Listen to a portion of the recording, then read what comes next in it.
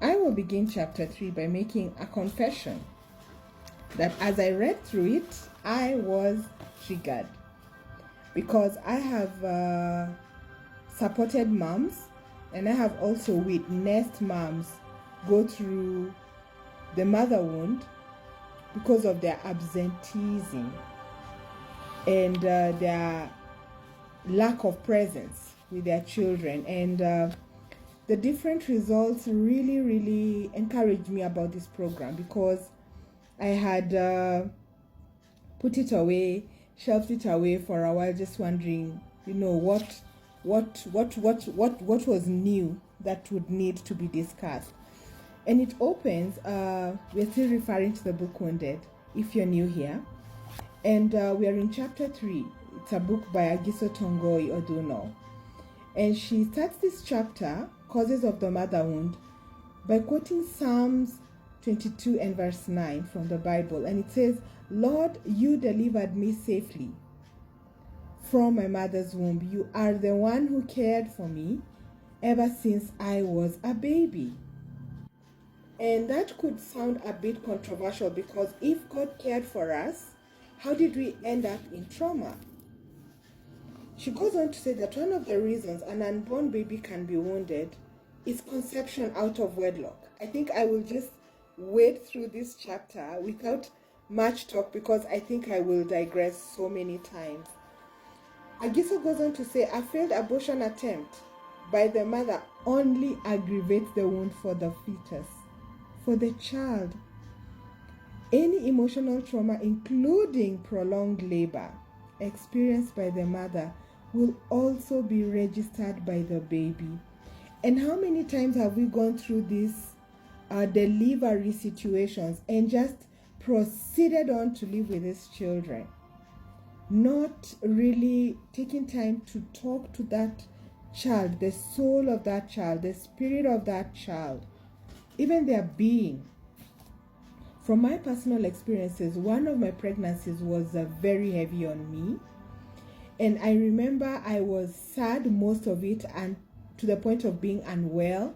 But every time I'd go for a check, the baby was fine.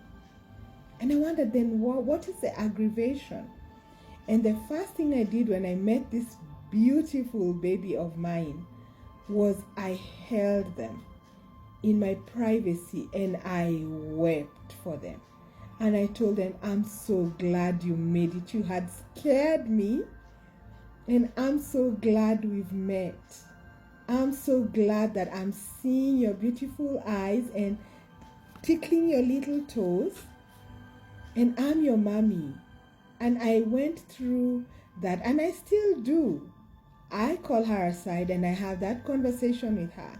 And I remind her that I am her mommy, the one who was sad, but I'm no longer sad. So she shouldn't be sad as well. And I think I'm just really trying to drive it into her that that was my life. And now she's here to live her life. And this baby has loved me so well that I feel like it only took the hand of God for me to have that revelation that I needed to address that issue. Because I remember even as I breastfed her, I would be weeping sometimes, and I would look down at her and say, Mommy's not crying about you. Mommy loves you so much. Mommy is just going through something that's a bit heavy for her. So please feed and then we will sleep and Mommy will wake up better. Agiso goes on to say, a mother teaches her baby how love feels through her gaze, sounds, and touch. A baby adores her mother's face. So as an absentee mom, maybe because of whatever reason, this is from the book, the child doesn't want the mother to be brilliant or beautiful. She just wants the mother to be present. The boy just wants the mother to be present. And she says that that's what is referred to as being attuned to your baby, offering them that language of maternal love. She quotes here about interfered nurturance. My goodness. And she says the absence of a mother interrupts the flow of that nurturance.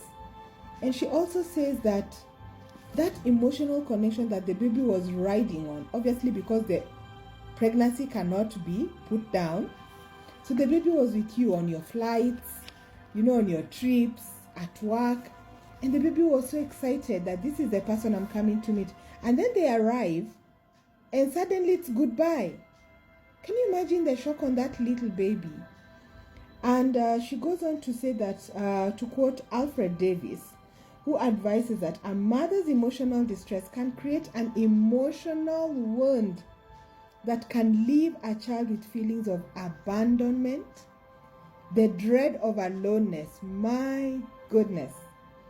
And you wonder why that child had better be in bad company, had better be in unsafe situations than be alone. A loss of the sense of well-being, a hunger for a feminine touch. Back to our stages of human development. A hunger for a feminine touch that can be eroticized. So do we understand where, again, those gates are being broken because of